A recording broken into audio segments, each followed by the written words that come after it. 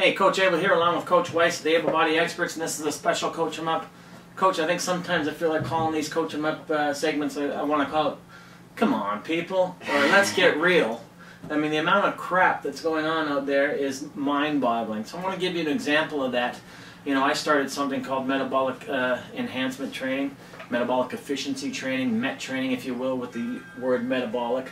And now it's a catchphrase all through the industry that, you know, increase your metabolism by this workout and, you know, enhance your metabolism. And folks, this only works to an extent in the cumulative aspects of training, not in the immediate aspects of training. What does that mean?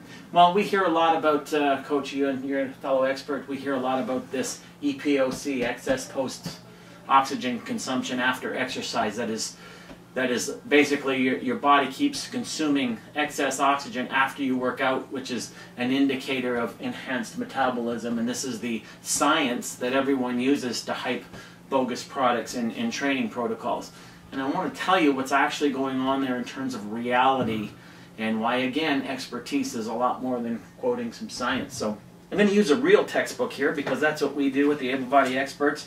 We don't go to websites, we go to actual sources. This is a textbook used in PhD study of nutrition. It's mentioned in my new workbook. It's Modern Nutrition in Health and Disease. It's 2,500 pages.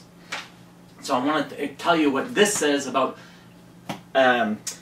excess post-exercise oxygen consumption in terms of what we call metabolic training. So I'm going to read you right from the text, and these are from the smartest people in the world who search for the truth, not search for an angle. Excess post-exercise oxygen consumption refers to the small increase in energy expenditure which occurs for some time after the exercise has been completed.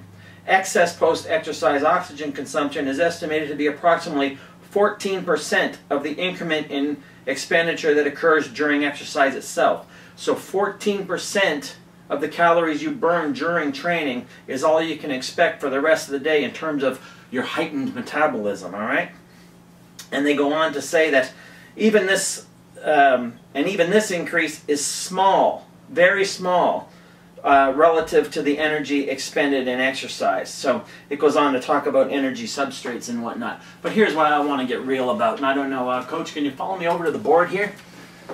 Is that we're doable here? Yeah, no problem. We're shooting live, folks, in real time. So. And here's the reality of this, folks. Coach will come and join me. If you have a really good workout, now by a really good workout, I'm talking intense workouts that last 60 to 90 minutes or longer, the most you can expect to burn, and you can look this up, is about 500 calories on average. Sure, there's sometimes where you can go way up and way down, but on a consistent level, you can't maintain much more than that. So 500 calories times 14%. And the yield for that, folks, the reality is 70. So what that means is the excess post-exercise oxygen consumption that all these sites are telling you about how to enhance your metabolism and boost your metabolism, what you're getting, the payoff you're getting out of that is at the top level, the highest level of the highest training athletes is 70 extra calories burnt per day. 70. So if you had so much as an apple off your diet later in the day, you've already sort of quashed that benefit. So what we're talking 2 chocolate almonds or something. Yeah. And what we're talking about then is the metabolic effect in the cumulative aspect. That's 70 calories times 7 days times 14 days times 21 days, and this is the sustained metabolic effect that we're talking about. So a lot of hype around fancy terms like EPOC, excess post-exercise oxygen consumption, and the reality of what it yields. Stop buying into gimmicks.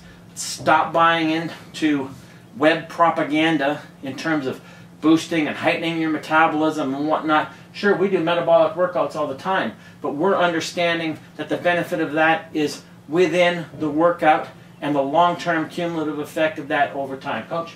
Yeah, like I was saying, that amount that you're burning off is whatever, equal to 3 chocolate almonds or something like that.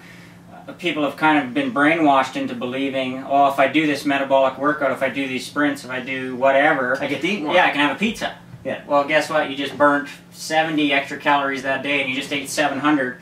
So when you want to talk about cumulative effects, that 700 is going to have a whole lot more effect. So it's not about getting to do one thing so you can do another. It's about enhancing your long-term experience, your long-term payoff. And that's what the metabolic training really yields. There are no easy ways out in this game. That's right from the #1 textbook that I've ever read, and I read them all. So that's the reality of metabolic training in context. And this has been a special Coach 'em Up.